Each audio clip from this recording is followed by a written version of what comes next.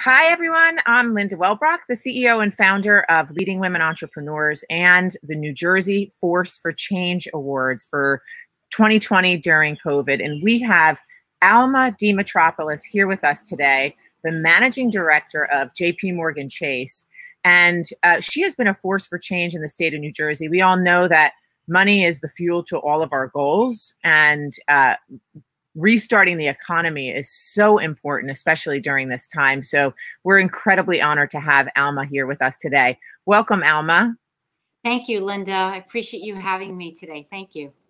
So Alma, let's start with giving our viewers a little bit of a background of what you actually do and how you have essentially become the heartbeat of the company for the state of New Jersey.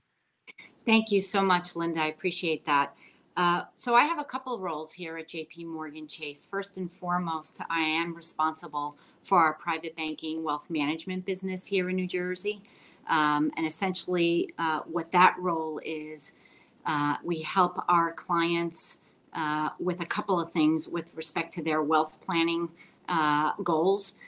We help them in the planning, which often includes trust and estate planning.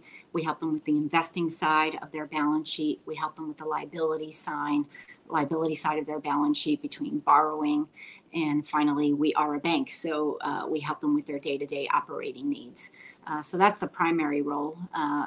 My secondary role is I'm also market president and chair of our leadership team here across our lines of businesses. So provide executive leadership for our lines of businesses here at the firm.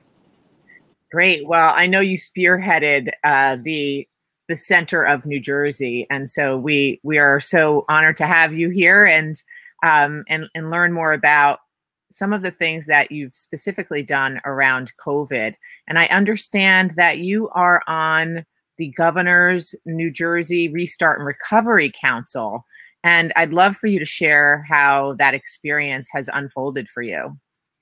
Yeah, it was an absolute honor to be asked to join his advisory committee here.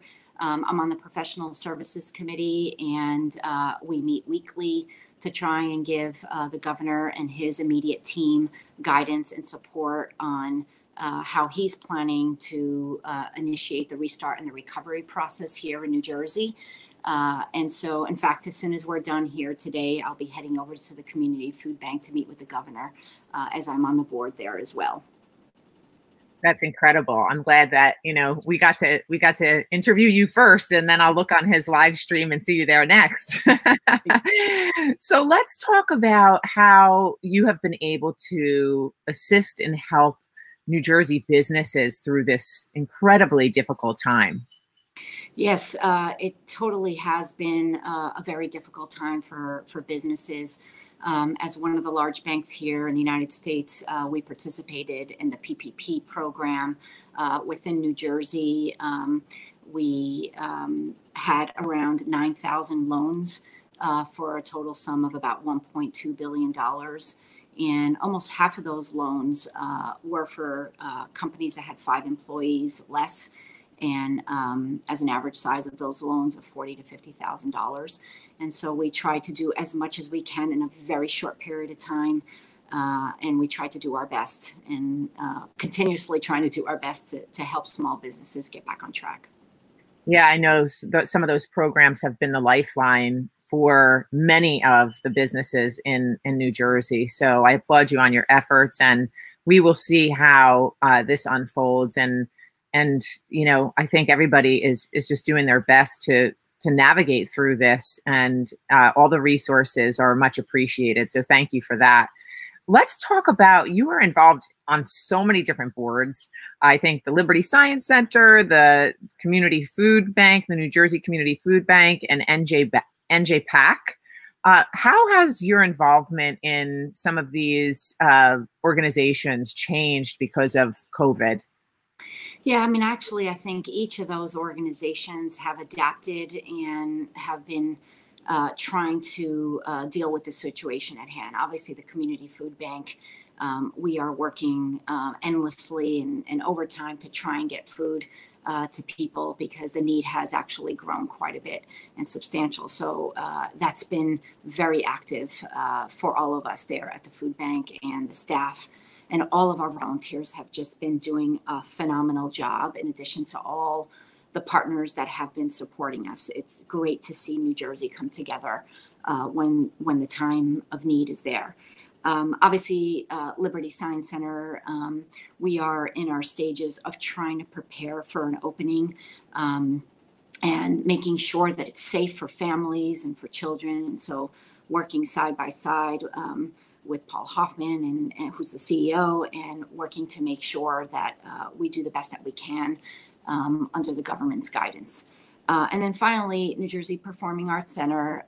It's been tough. Obviously, it's going to be a while before we can have performances again.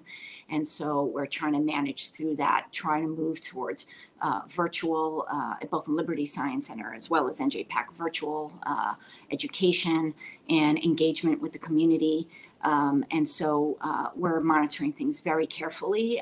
And so in all the organizations, it's been more active than when we don't have COVID. And so everyone is stepping up to the plate here, and our community here in New Jersey as well. So that's really been very busy for us. There's three amazing pillars for the state of New Jersey. I know I've been involved with both the NJPAC and the Liberty Science Center. In fact, I was a Girl Scout leader and spent an overnight trip. I actually slept with in the Liberty Science Center with my youngest daughter. So they're doing some great work to support other organizations, and whatever our organization can do to help, please keep us in the conversation.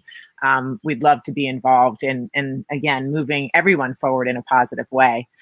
So on a lighter note, we're going to shift to asking you, because I know everybody's gotten thrown into this isolation and it's brought out new things in everyone. And I'm wondering if during the pandemic, you may have picked up any new hobbies. Actually, yes.